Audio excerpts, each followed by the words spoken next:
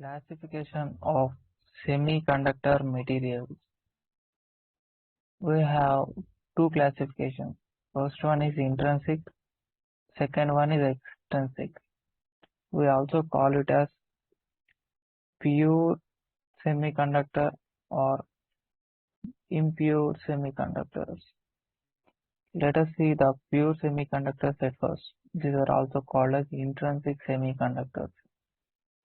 It contains mainly 4 electrons and 4 holes in the outermost orbit or valency band.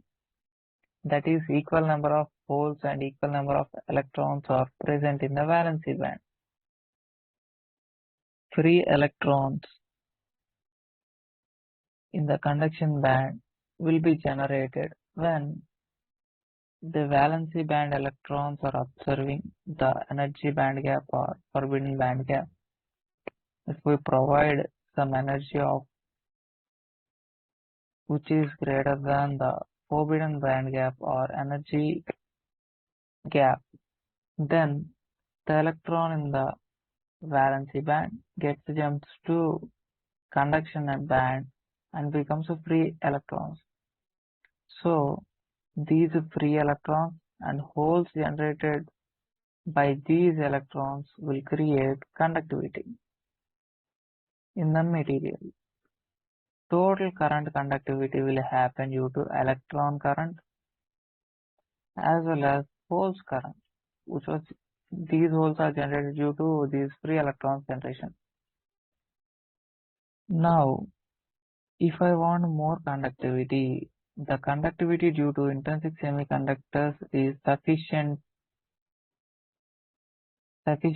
less, that is not sufficient. So in most of the electronic devices, we need doping to create extrinsic semiconductors from pure semiconductors for better conductivity. So from here, in this point, we can conclude that intrinsic semiconductors or pure semiconductors provide less conductivity. To achieve better conductivity, we go for extrinsic semiconductor. That is, we are doping some impurities to the pure semiconductor. Let us study about extrinsic or impure semiconductors. These semiconductors are formed by pure semiconductor is doped with a small amount of impurity. This process is called doping, and the material which was formed is called by these doping is called extrinsic or impure semiconductor. Since it contains impurity, it is a impure semiconductor. Based on the impurities, these semiconductors, that is, these extrinsic semiconductors or impure semiconductors,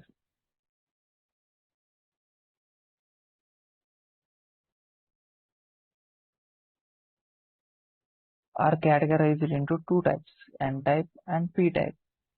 If the impurity atom is pentavalent or donor impurity atom, which we are going to dope to the semiconductor, then the material formed is N-type semiconductor.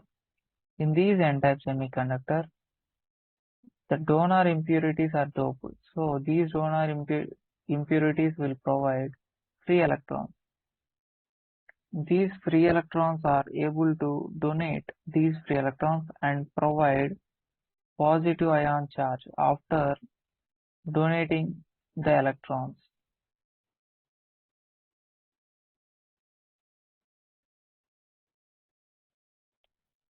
So electrons are majority charge carriers in this N-type semiconductor.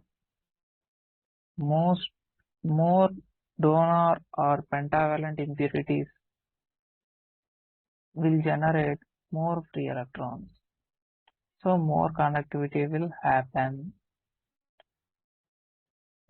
N means negative, that is, electrons are the majority charge carriers in n-type material, semiconductor, and holes are minority charge carriers in the n-type semiconductor materials. Coming to p-type, semiconductor material is doped or combined with a trivalent or acceptor impurity. Basically, these acceptor impurities will create an extra hole. So after observing an electron, these impurities provide a negative ion charge on the material. So here many trivalent impurities are doped, so those creates more free holes. Here holes are minority charge carriers. That's why P means positive, that is holes are majority charge carriers. Holes are majority charge carriers and electrons are minority charge carriers.